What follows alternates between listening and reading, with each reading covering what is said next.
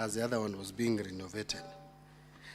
But having said that, Mr. Speaker, again allow me to register my apologies, because last time I was supposed to appear before the Senate, I got engaged and I didn't appear before the Senate.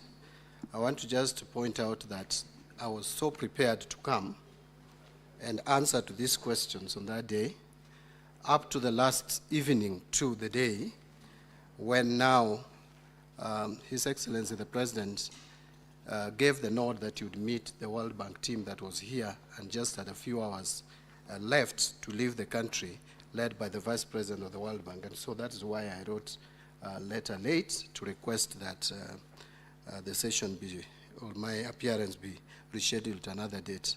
It was in no way trying to undermine the responsibility of this House in terms of discharging its mandate as an oversighting institution. I have been around here for 17 years, and I know the value of the two houses in oversighting the executive. I wouldn't have done anything to the contrary.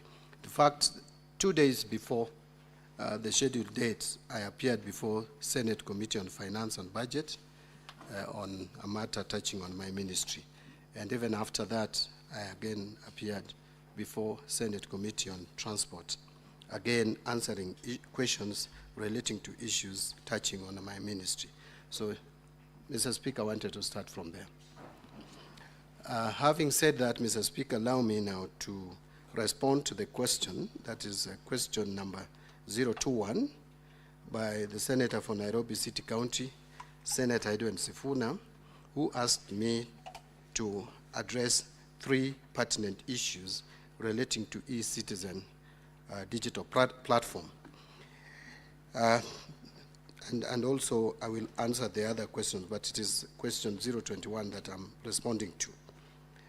The Senator wanted to know what occasioned the failure by the e-citizen digital platform to process and reflect payments made to some institutions such as the National Health Insurance Fund, NHIF, and could the Cabinet Secretary also explain steps taken to remedy the situation.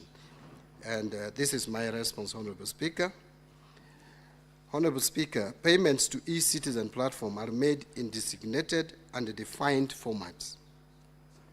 This format is defined in the system, and for any payment to succeed, it needs to follow the format expected by the system.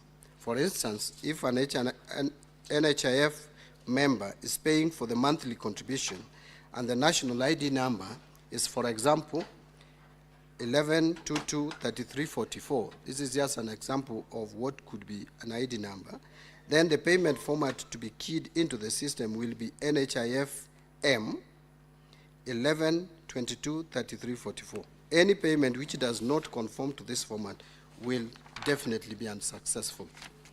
Therefore, it is important for any person making any payment to follow the prescribed format so that the payment is successful on the platform.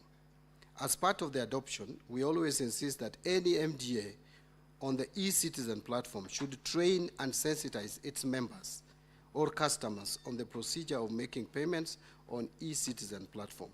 The National Treasury is working with ministries, departments, and agencies to create awareness, literacy on use of digital services, and sensitize the public on the use and adoption of the e-citizen digital platform. This is an ongoing exercise where periodic trainings and sensitization programs are being conducted. On question number 2, where the Senator for Nairobi City County wanted to know, and actually this is the question, where does the convenience fee charged and all other payments that fail to reflect on the platform end up? And this is my response, Honorable Speaker.